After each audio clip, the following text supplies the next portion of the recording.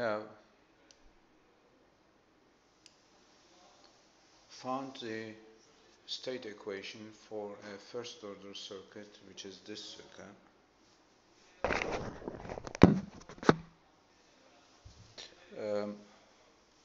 We found the differential equation for this. That's state equation, we call it. What was it? I just write it here.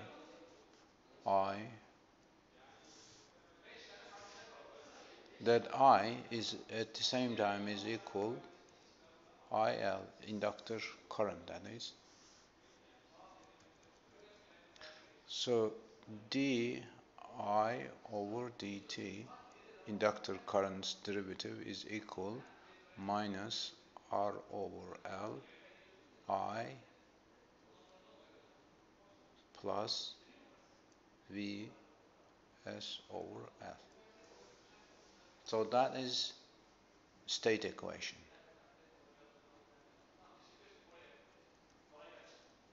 We've got only one state equation. Why is that? Because there is only one inductor here. The number of inductors and capacitors determines the degree of the differential equations that we are going to write. So that's first order, and differential equation is also first order. There is one state equation. So our aim is now to find the solution of this differential equation. So we will be repeating now what you have done in differential equation course. So that is classical method. Later on we are going to use an alternative finding for the solution in circuit theory. So let's remind you what you have done in differential equation course. So we said I general or I general,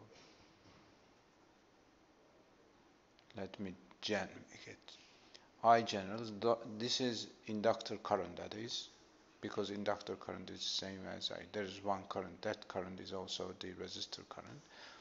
I general is equal I homogeneous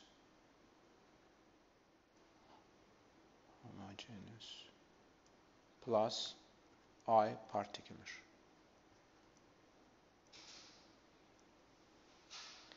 So in differential equation course, you said the solution is going to be two parts. One of them is homogeneous part, second part is the particular one. So what is homogeneous solution? Make it a different color. So let's go, this is first part, so it has got two parts. The first part, homogeneous solution.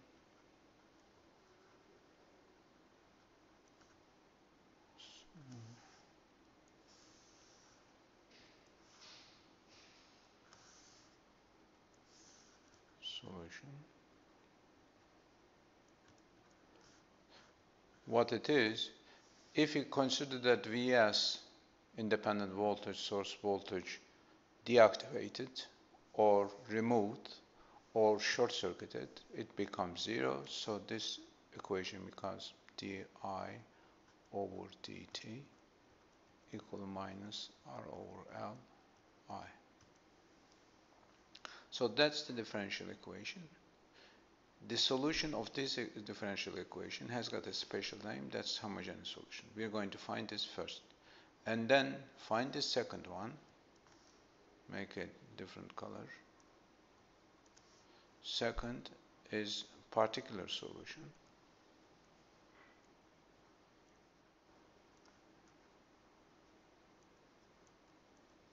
What it is, source type function, source type function,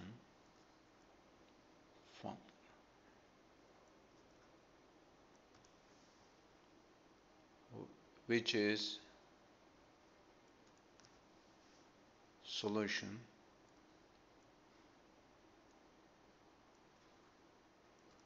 to the differential equation. So let's open an event. When we say source type, there is an independent source here. That source, in our example, we are going to consider that source as Vs is 100 volt. So this is a DC source. So when I say source type function, so it's going to be a constant function. So I can draw this DC source maybe here. What it is something like that, isn't it? T, VST, 100 is a constant like that. So this is a DC source. So when I say that source type, if source is DC, your solution is going to be DC. If your source is an alternative current, if it's AC independent source, then your solution is going to be a sinusoidal function. If your source is an exponential function, then your solution is going to be, your function, particular solution function, is going to be exponential function. That is what I mean by saying type. So, but it is not any function. This function must also be the solution of this. So you're going to find a function, write that function in that equation. Left hand side is going to be the right hand side. That is the solution. So let's try to find that. So the particular solution, this IP, is going to be a constant A. So this constant, there is one parameter in this independent voltage source. If you are talking about a DC source, so there is one parameter you need to calculate. If you are talking about sinusoidal function AC source, then there are three parameters in this source. One of them is the magnitude, the other one is the frequency, and the third one the phase angle. So you got three parameters if it is sinusoidal function. If it is an exponential function, you need two variables. You have two parameters to be calculated. So this is something like that it's going to be. Let's go back now once again.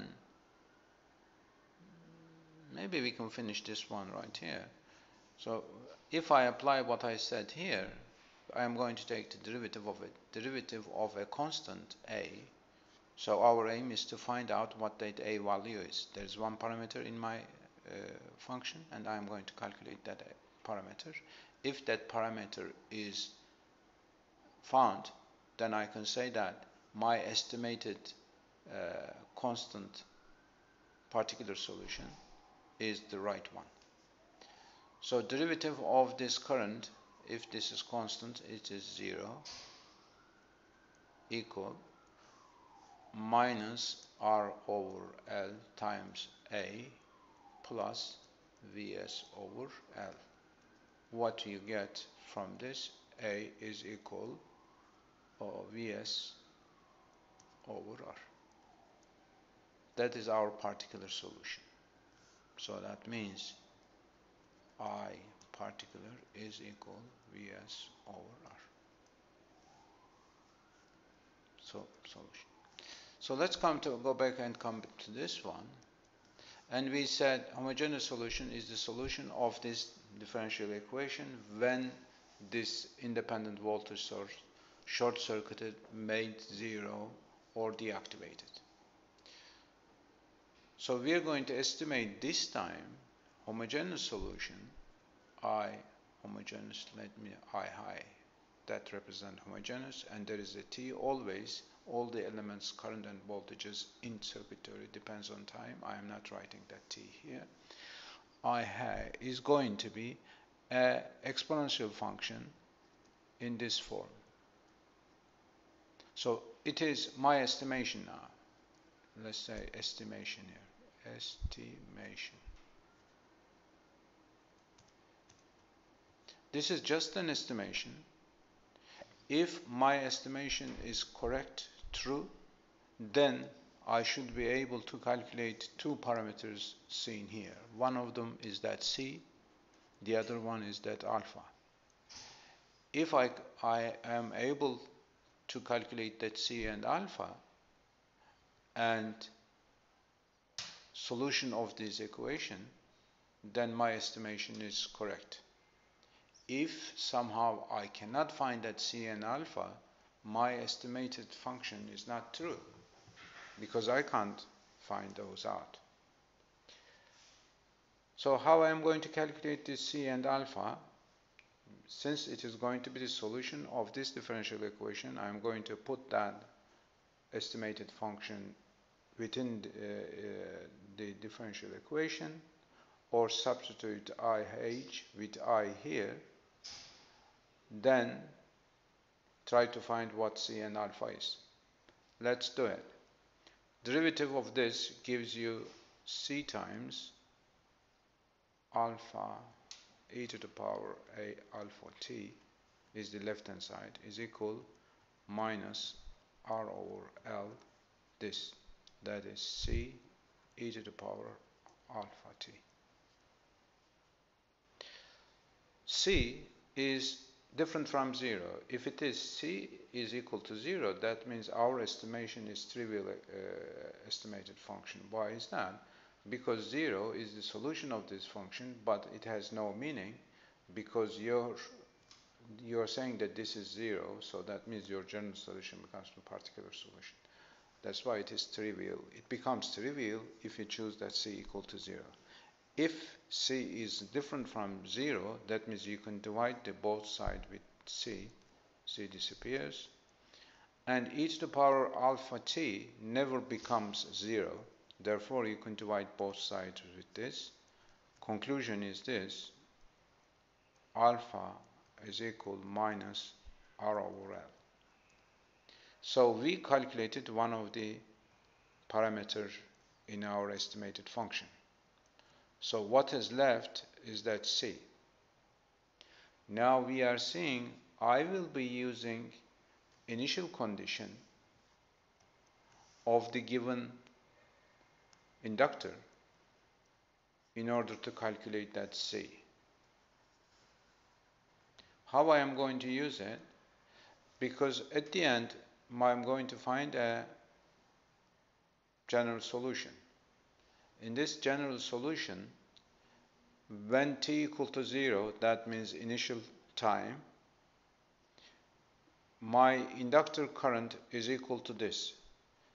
Since I know that there won't be instantaneous change in inductor's current, we examined that previously, so at that time this solution must be equal to this value when t equal to 0. So at the end, when I found the solution, I am going to replace t with 0 here, left hand side, and the right hand side. Left hand side must be equal to that one, to that value. That means 0.5 amp. So from that I can calculate that C. I will be doing it right now. Let's do it now. What I found as the general solution is this now. Let me write that this time, t is equal, this solution here, C, the one that I am going to calculate, e to the power minus r over Lt. I already calculated that alpha here and put that. So this is the general homogeneous solution. Plus particular solution, I already found that, Vs over R. Now I am saying if I replace t with 0 or substitute 0 with t in this equation, this is going to be the initial conditions. EL0, that is this. IL0 is equal C times, when t equals to 0, that is e to the power 0, which is 1, plus Vs over R. From this I can calculate that C is equal IL0, which is the initial condition. So this is what it is. initial condition minus Vs over R. So I calculated C now. If I put that C in here, my general solution is going to equal to that. IL0 minus Vs R, that is C, times e to the power minus RL, R over L, T plus Vs over R. So that is the general solution. If you look at this general solution, it has two terms. First one is an exponential function. The second one is the particular solution. And I know that the particular solution is going to be in this same type of the independent source. Now let's come to this Prezi now. What we are talking about this.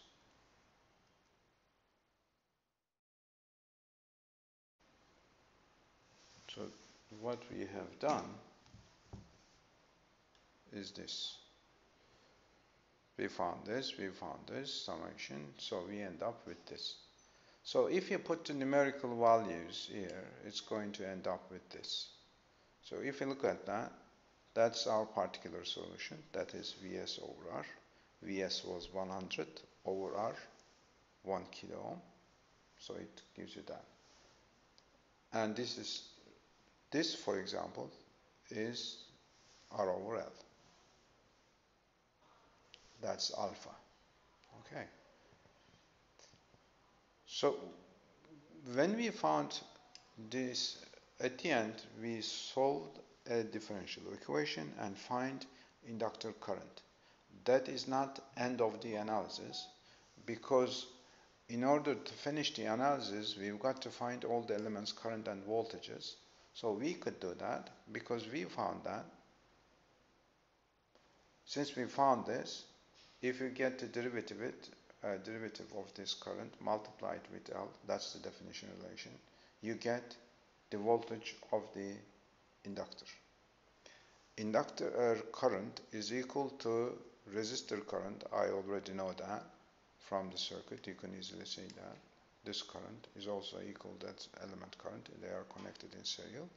So that means at the same time we found the resistor current. If I multiply resistor current with the resistor resistance, then I get the resistor voltage. I found the current and voltage of the resistor. I already found the inductor current and voltages. And what about the IS, independent current source? Current is easy.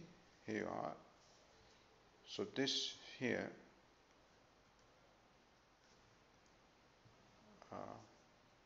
okay. According to passive sign convention, the direction of the current here is out of node, and this current, that I or IL, is out of node as well. So if you write the Kirchhoff current law equation for this node, both of them coming out of the node, therefore one of them is the negative, the other one.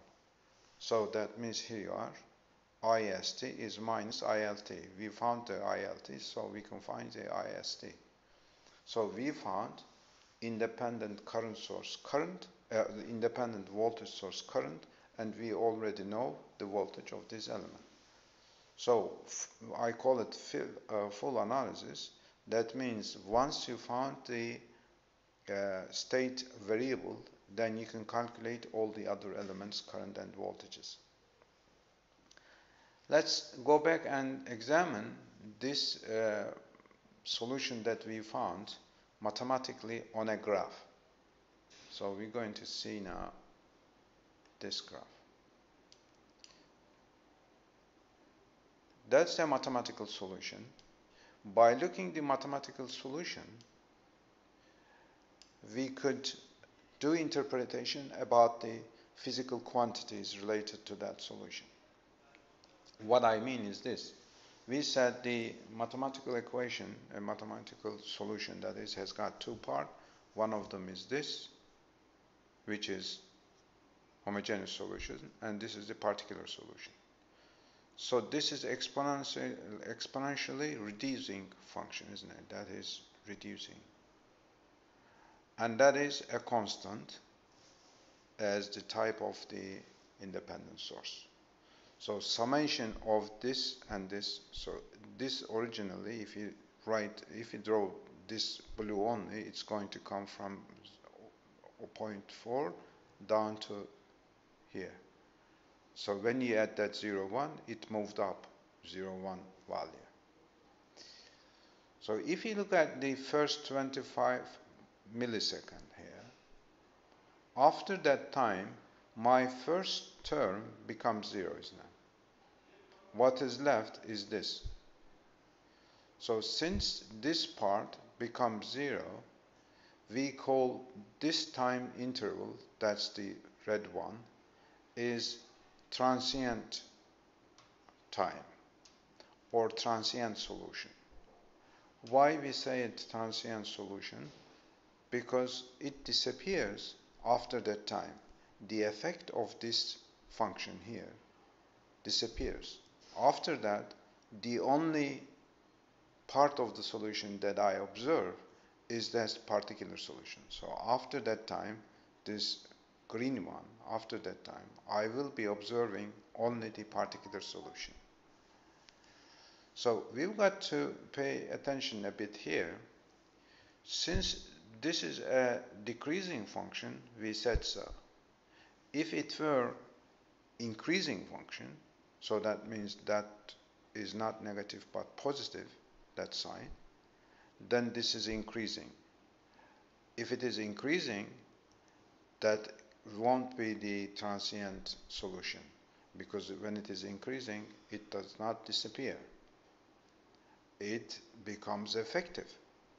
So what does this mean? The current increases. Current increases goes to infinity means some of the element burns in practice.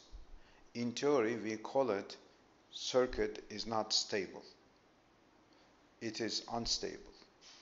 Unstable circuits are not desired circles. We don't want to have unstable function, unstable circuits.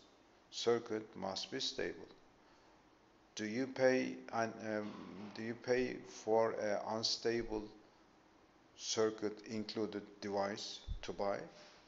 You don't buy those devices, do you? Buy something and bring it at home, and it burns, your money gone. So the stability is important and has got a practical meaning. So I mentioned now, by just interpreting the mathematical results that we found, some physical conclusions I get out of that. It says steady solution here. Steady solution means after the transient time interval, so we are going to observe the particular solution. This part is called steady solution because I am going to observe this solution continuously after that time. Before that time, I am not going to observe this time, observe this part as well. So it is not part of the steady solution. Steady solution is just after the solution that you observe here. Continuous solution. The other one is transient solution.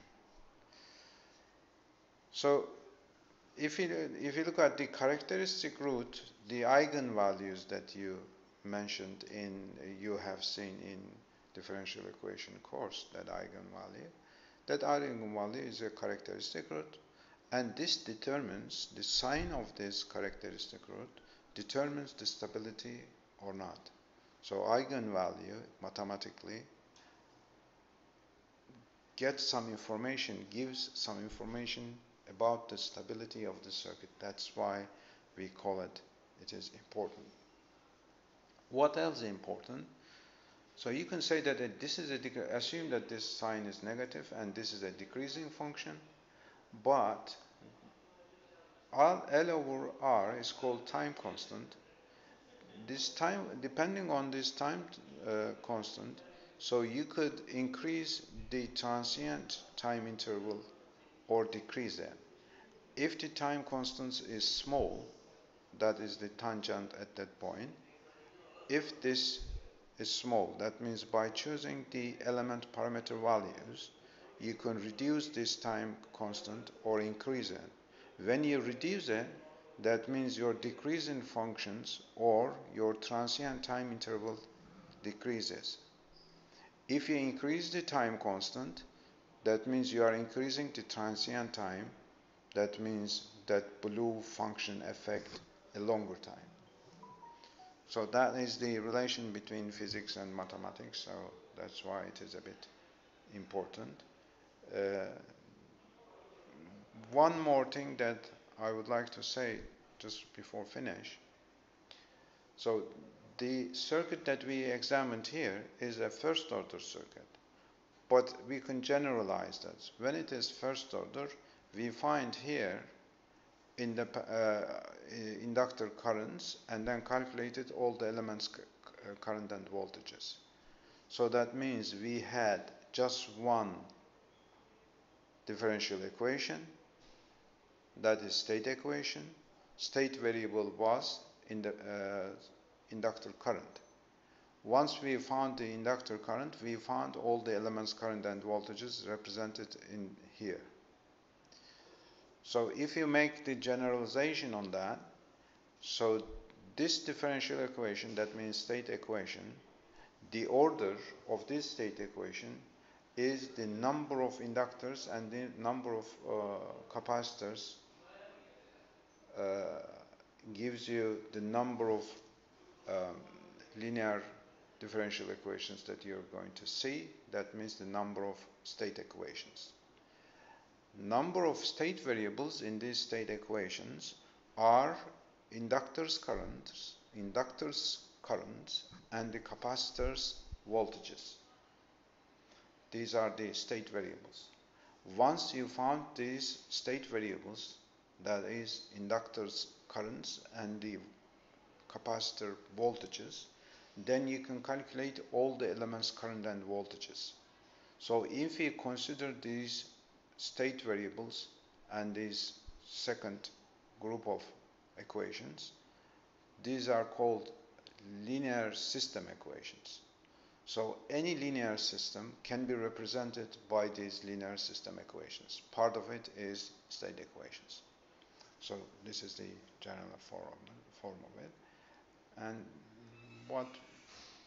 what is left here, we're going to finish that video right here and give you an example about the stability in another video I would like to show that. Stop recording.